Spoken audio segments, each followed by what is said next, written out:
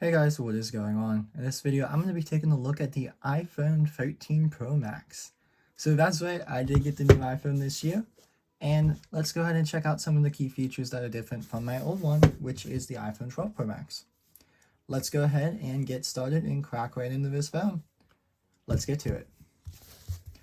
Okay, so firstly I can mention is Apple did redesign the box just ever so slightly. You can tell there's no plastic on it, so that's kind of good. And there's only two pull tabs, one at the top, one at the bottom, which should then release the box itself. The box design itself is actually pretty similar to last year's. So it is pretty similar to last year's model, but instead of showing the front of the phone, it now shows just the back, so it's showing you what color it is. And then it still says everything the same on the back, like storage capacity and everything like that. So that being said, this iPhone does not come with a USB-C charging brick, but it does come with the C to Lightning cable, as Apple just wants you to use the older ones to make it a little bit more environmentally friendly for the environment, of course. Yeah, so I did get the Sierra blue color, so that's the new color this year. Last year I had the Pacific blue, I believe is what it was called, and I really do like the blue phone and everything like that. I do have my blue Apple Watch on, which is the cellular one. If you missed that video, it'll still be linked below. But yeah, let's go ahead and take a crack into it. So releasing the phone, just as simple as pulling this top tab and the bottom tab. So just go ahead and pull it. It's kind of like opening the AirTags, as it only has tabs as well. And then it should just slide out from the back. Ooh, off the bat, the Sierra Blue is actually a really, really nice color. So comparing it to last year's iPhone, so the 12, the color you could just tell is like a lot brighter than last year's, I mean. But it still is a really subtle like blue color. Sorry, it's like all fingerprinty. Should have cleaned that a little bit. But it is stainless steel on the side still, so yeah. But looking around it, nothing's going to change dimensionally. So 5G antennas on the right. The power buttons, antennas should be the same all the way around. You are going to notice the camera modules are a little bit bigger, so it might not fit in iPhone 12 cases. That being said, you might have to get a newer case that fits only the 12 and 13 Pro Max, but if you do get a 13 Max case, it will fit the 12 case. Other than that, on the left side, you do get the mute switch rocker button and the volume up and down.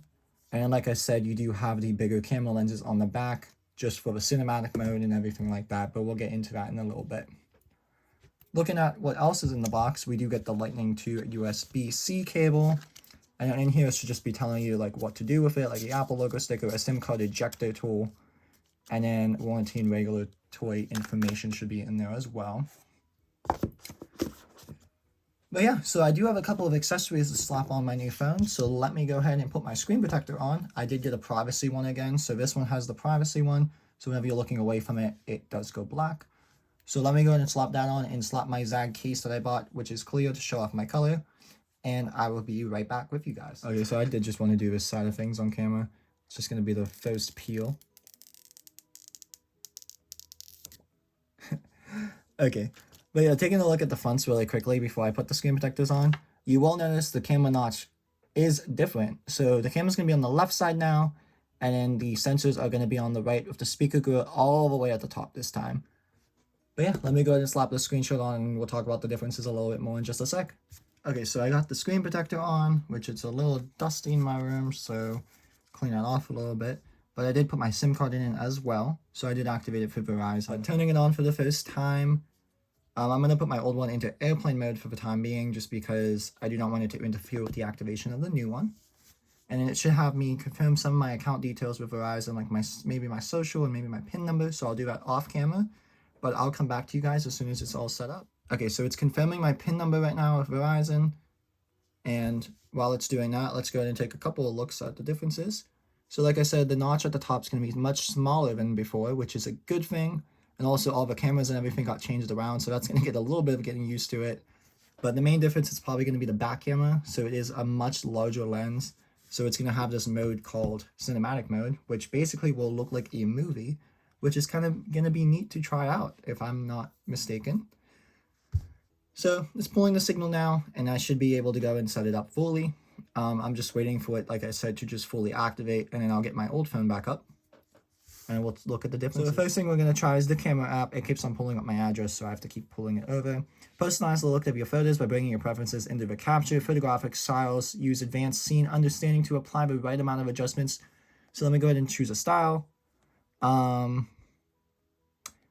kind of want to do the rich contrast. And then the other thing that's going to be new is the cinematic mode. It's going to add pretty much a beautiful shallow of depth of field and focus to the videos automatically. So comparing this to the older phone, let's go ahead and open the camera app on the older one. Of course, there is no cinematic mode on the older one, but let's see how much better it would be. Nice. I'll go into real detail with these later on with the camera comparisons and everything like that. You may be wondering what's going to happen to my old phone. Well, my dad's actually going to get it, so I should be able to still do a comparison side by side. I'm not traded in my iPhone 12 Pro Max.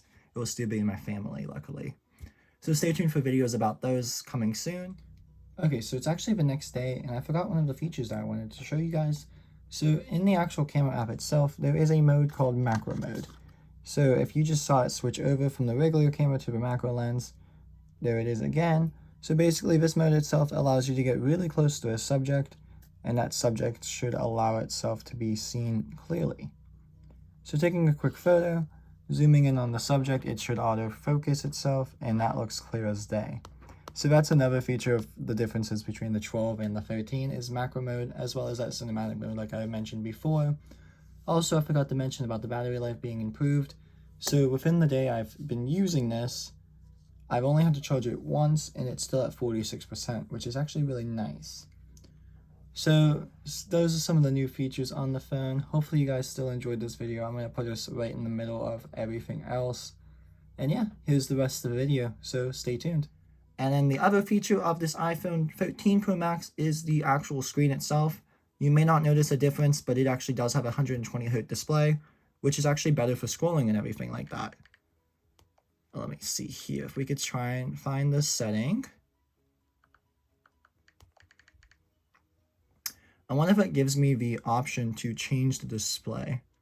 I don't think it does. I think it's just automatic. But scrolling and everything on these phones should be a little bit more smoother than the older phones if you auto really key into the features on it.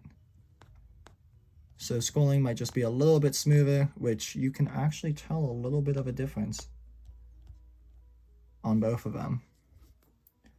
Turn the brightness up completely on both of them.